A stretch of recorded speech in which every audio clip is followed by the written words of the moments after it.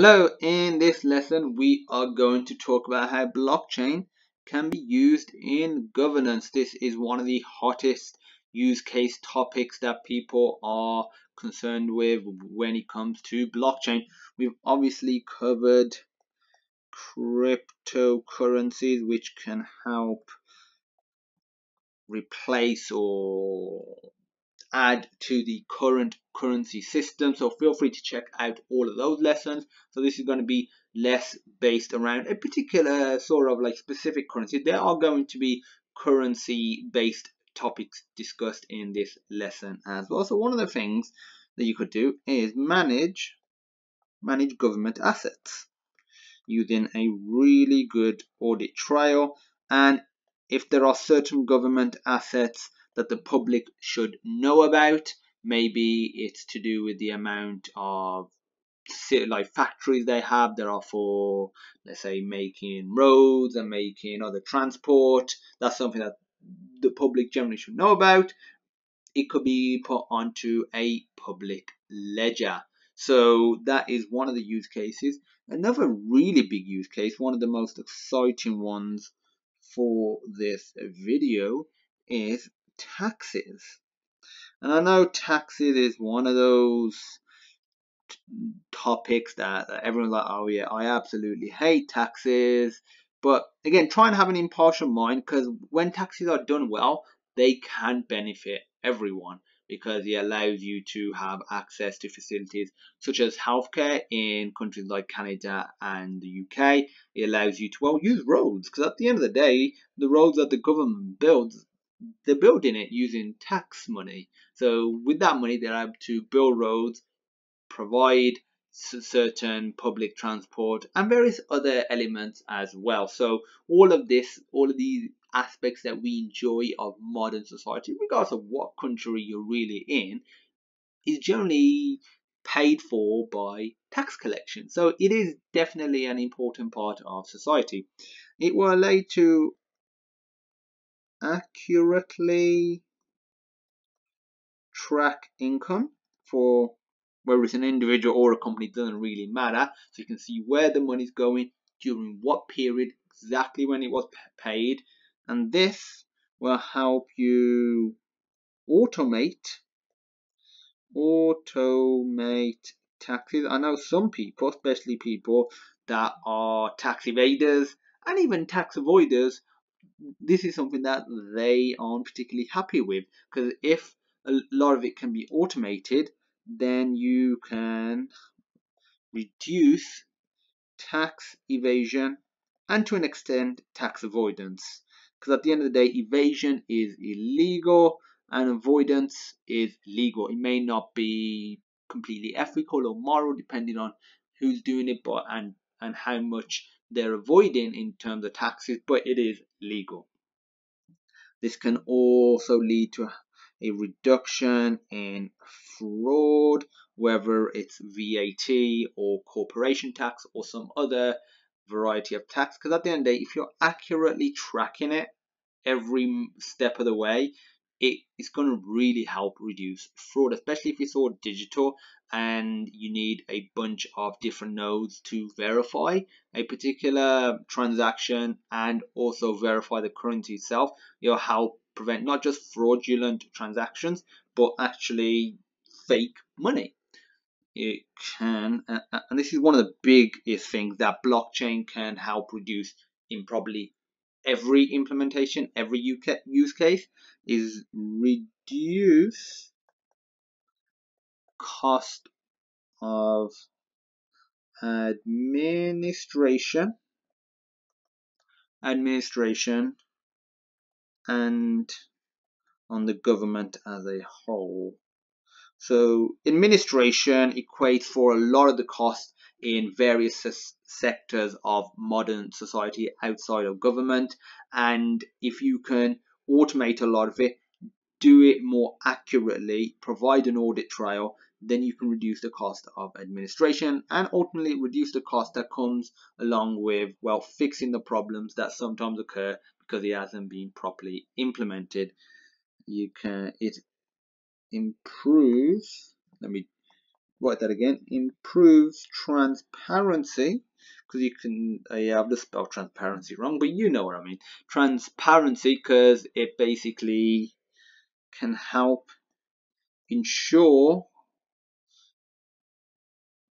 entities with lots of money are paying taxes correctly, because they can see where the money's going and again during which period of time, and this can be broken down to the last penny or whatever system you're using, whatever you're calling it. Another big use case for governance with blockchain is voting. Voting by many is considered an amazing system, but a heavily flawed system, especially when it comes to electronic voting. The problem is a lot of the electronic voting machines are centralized. So using blockchain, you could don't know what happened to these letters there,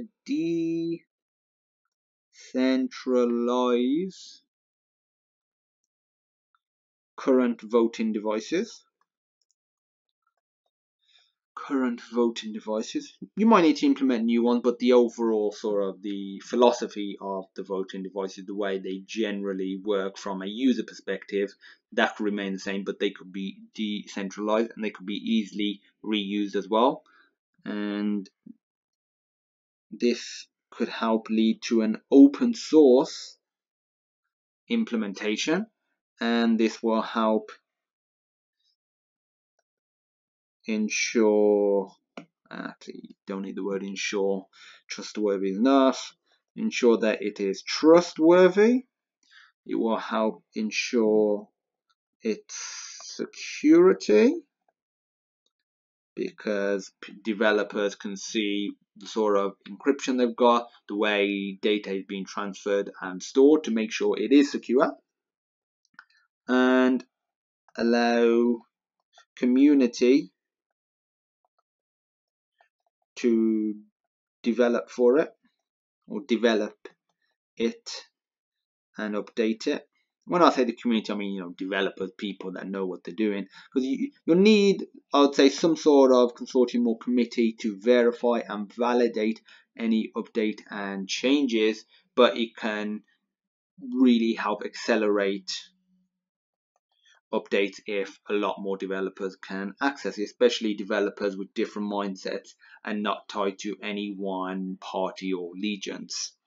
This is a more true democratic system, because ultimately that is one of the main things around cryptocurrency and blockchain. It is that it is a more democratic system. Another thing is many devices send results over the internet using little to no encryption, which is bad. So that ties in with the security aspect, can help ensure that it is properly encrypted as well, because that is very, very fundamental. It can help ensure the validity of a voter, especially if we are tracking the voter and we have a separate blockchain implementation to be able to basically provide a unique identification to them. So instead of having something like a driver's license or a passport as ID, we have a blockchain network, and from there we get their uniqueness, and that is linked within to the voting system, within the tax system and other aspects as well. And we can help ensure that people that shouldn't be voting, maybe if you're a criminal and you're not allowed to vote, then it can help ensure that does properly get handled automatically as well. And that's the beauty of it. The more automated it is and the less human interaction that is required, the less cost that it has for the taxpayers, and those taxes can be used to build more roads, hospitals, schools, and all the other really cool stuff that people really want to see, even though they need these to help build those systems. It has a better automated tally system, especially compared to physical based system. You can easily access results of the past,